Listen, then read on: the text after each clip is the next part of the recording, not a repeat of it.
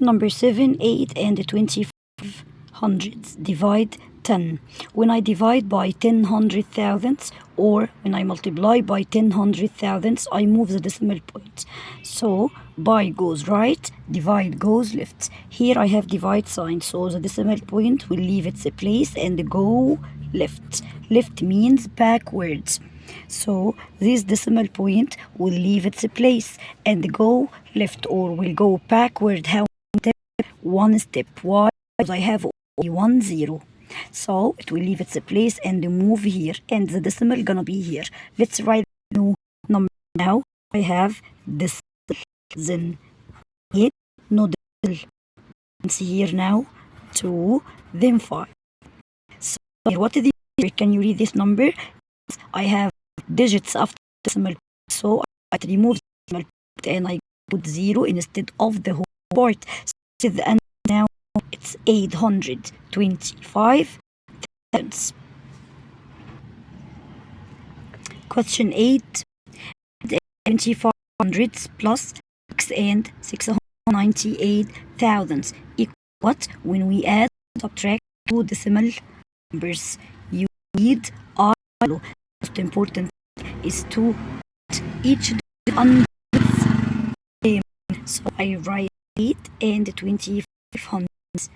8 and 25 hundredths plus write the second. I will start from the decimal. Put the decimal under decimal, go left and go right. So we're gonna put 6 under 8. Think the other place will be 6 in the tenths place under 2, 9 in hundreds under 5, and 8 will be the thousandths place alone. Let's add now. Here the plus or minus plus, so the order is not important. I drop the decimal point, fill gap, putting zeros. I have here one gap, it will be kept by 0. Let's add 0 plus 8 equal 8. 5 plus 9 equal 14. Write 4 and carry up 1. Plus 2 equal 3. 3 plus 6 equal 9. So I'm gonna write 9. 8 plus 6 equal 14. So I write 14. I have no more place to carry up over. So the sum will be 14 and 948 thousandths. Question number 9. 35 minus 18 and 56 hundredths. I'll subtract, so you lead, I follow. Gonna put 35 here in my draft. 35 is 1 sentence. Minus, where is the decimal point for these numbers? There is no decimal point, so I can put it as accessory to the most right here before the ones.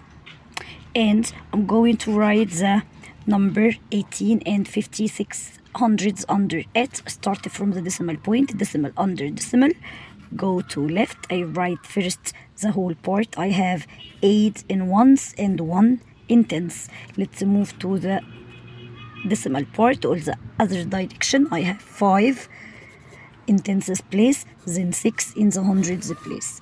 Can you subtract now? Yes. Drop the decimal point, fill gaps by putting 0. I have here 2 gaps, so it will be filled by putting zeros.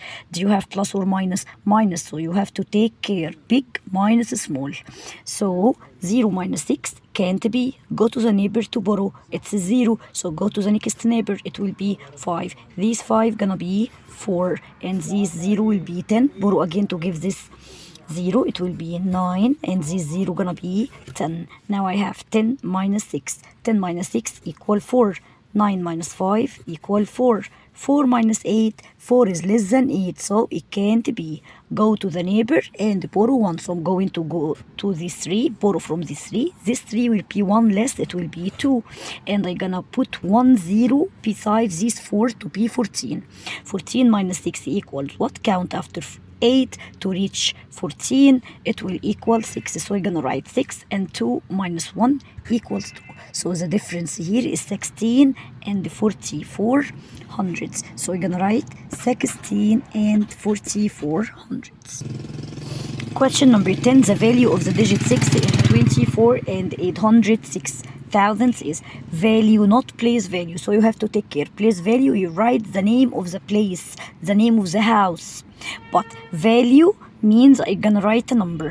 So the value of 6 here, 6 in the whole or in decimal, it's in decimal, so it will be 6 in tenths, hundreds, thousands place.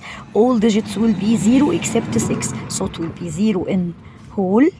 These tenths will be 0, hundreds will be 0, and 6 in the third place after the decimal point. So the value of 6 is 6 thousandths.